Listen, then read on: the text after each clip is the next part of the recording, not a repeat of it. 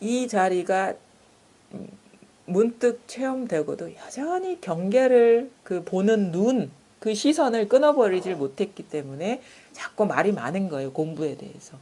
근데 그게 하루아침에 되진 않아요. 그래서 그때마다 우리가 진짜 정신 차려야 될 것은, 정신 차리려 그러면 이제 이 말도 이제 잘못 알아들으면 안 됩니다. 뭔가를 주의를 갖고 집중해서 봐야 된다, 이런 차원의 우리가 세속적으로 얘기하는 그런 정신 차림이 아니에요.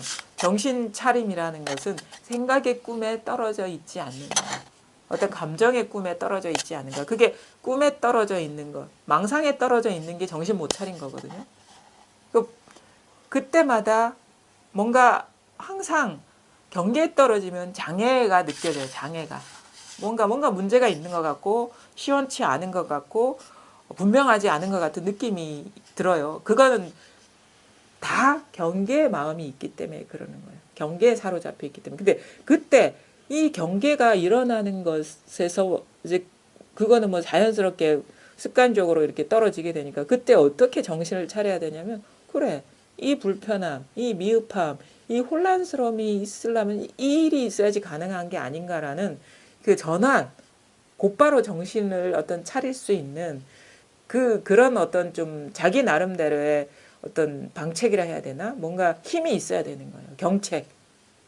그게 이게 정신 차리는 거거든요. 아무데도 머물지 않은 어떠한 있고 없고 되고 안 되고 밝고 어둡고 이런데 잘 떨어지지만 거기 그 자체로서 이거를 증명한다는 사실을 잘 알고 그 경계에 떨어지지 않을 수 있는 그런 좀 경각심 내지는 정신 차림이 좀 필요해, 이 공부는.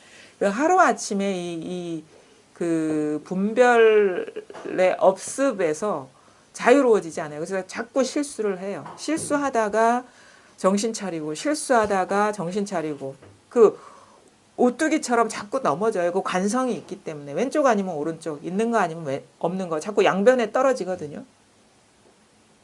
양변에 떨어지면 분명히 문제가 생겨요. 이게 당장은 아무 문제 없는 것 같지만 시간이 지나다 보면 우리 양변이라는 건 무상한 거예요. 깨달았다 깨닫지 못했다라는 것도 양변이에요. 안다 모른다, 모른다도 양변이에요. 모른다에 머물러도 안 돼요. 모른다도 경계이기 때문에. 그러니까 그럴 때 우리가 이 자리, 진짜 일 없는 자리를 체험한 사람은 감각이 생겨. 어떤 균형 감각 같은 거, 일 없음의 감각이 생기거든요. 그러면 뭔가 자기 이 공부에 뭔가 문제가 있는 것 같고 뭔가 불편함이 오면은 뭔가 분명히 자기도 모르게 경계에 사로잡혀 있지 않나, 경계에 사로잡혀 있는 것이고, 그거를 자기 스스로 어떻게 보면 정신 차릴 수 있는 그런 좀 힘을 좀 길러야 되거든요. 그게 아주 중요합니다. 그게 사실은 쉽지가 않아요. 그래서 항상 어떻게 보면은 자기 스스로 본래 자리로 돌이킬 수 있는 그 자기만의 어떤 방책이 좀 있어야 돼요. 뭐 이렇게 소리를 지른다든가 순간적으로 뭔가 불편해지면 그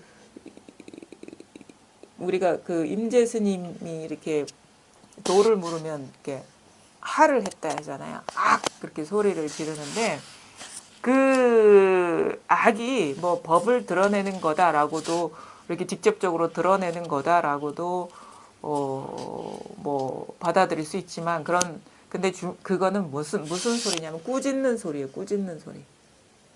뭘 꾸짖냐면 망상의 귀신을 꾸짖는 소리예요. 망상심. 악하는 거는 꾸짖는 소리거든요. 이러는 것은 지금 잠들어 있단 말이에요. 경계에 떨어져 있기 때문에 퍼뜩 정신 차리게 하는 그런 경책의 소리죠. 악이라는 거는. 꾸짖는 그걸 마군이라 해요. 분별 망상심을 불교에서는 마군이라 하거든요. 마군, 악마와 같다. 마군이다. 그게 바로 이 공부의 가장 큰 어떻게 보면 장애죠.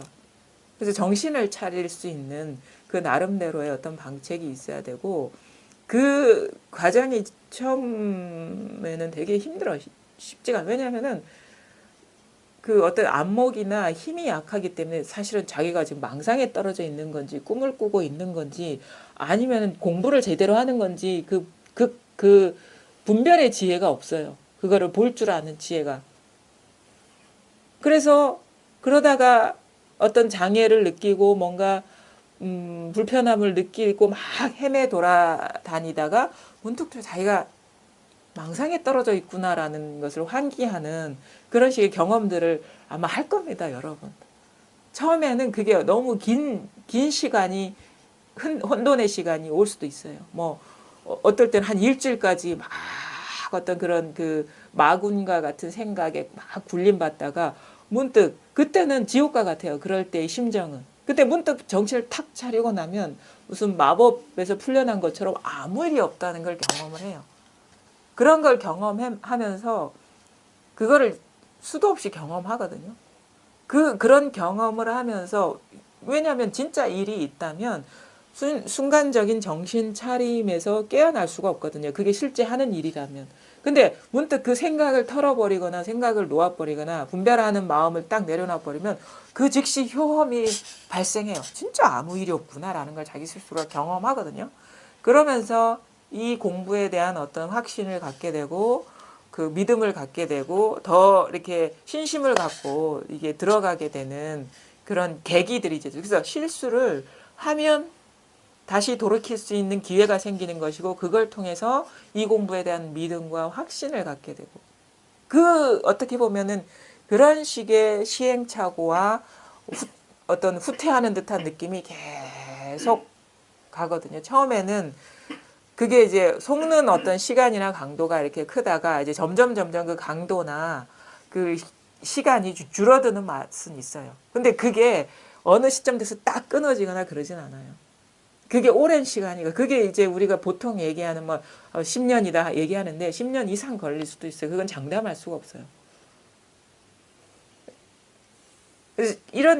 그래서 공부를 하시는 분들은 진정으로 자기 어떤 분별 망상을 돌이킬 수 있고 돌아볼 수 있는 그런 어떤 그런 삶을 영위해야 돼요.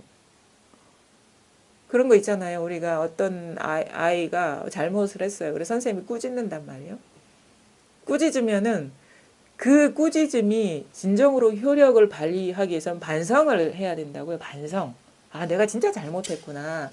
다시 이렇게 하면 안 되겠구나라는 반성과 그런 각오가 없으면 또 똑같은 짓을 계속 반복한단 말이에요. 이 공부도 마찬가지인 거예요. 만약에 실수를 통해서 아니면 누군가의 입금을 통해서 아, 이게 망상에 사로잡혔구나. 아니면 망상이구나라는 걸 자기 스스로 이렇게 돌이키게 되고 그러면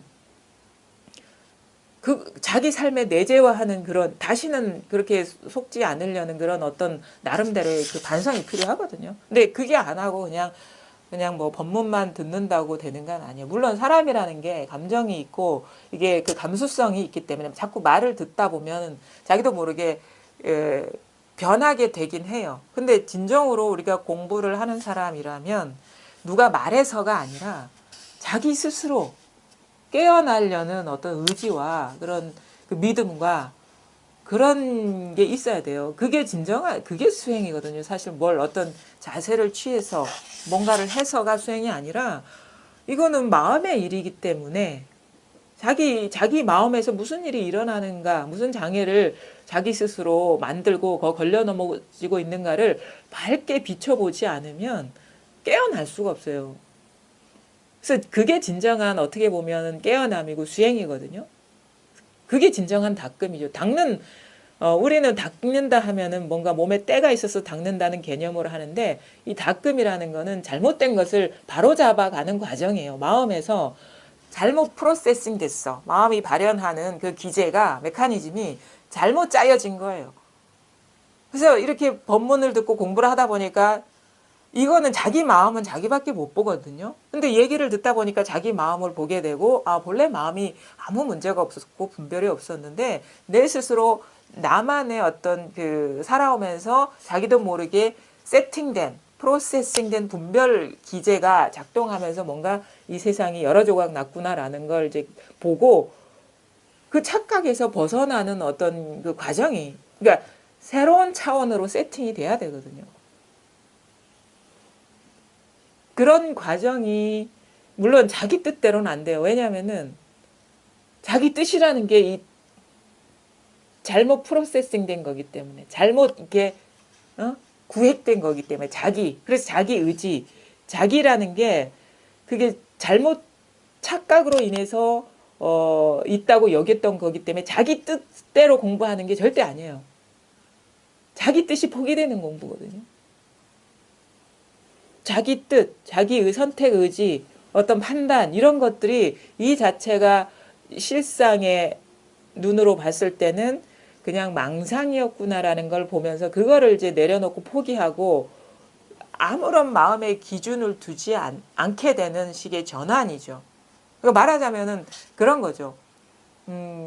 이 분별심이 작동하는 시스템이 무너져 내리는 거지 새로 어떤 원만하게 돌아가는 시스템을 구축하는 건 아니에요. 본래 우리는 완전하고 무결점이고 청정하거든요. 근데 잘못 프로세싱 된 게 이 잘못 분별심이 작동하는 게 딱 구조화가 됐기 때문에 거기서 장애를 느낀 건데 그게 원만하게 돌아간다는 거는 이 잘못되어 있는 그 어떤 분별심의 마음의 어떻게 보면은 행동 방식이 무너져 내리는 무너져 내리면 돼요. 깨달음이라고 해서 따로 새로운 거를 받아들이는 게 아니라 그 구조가 무너져 내리면 돼요. 그래서 이거를 뭐 부처의 마음을 얻는 게 아니고 중생의 마음이 닿으면 그게 바로 부처의 마음이다. 이런 식의 표현이 되거든요.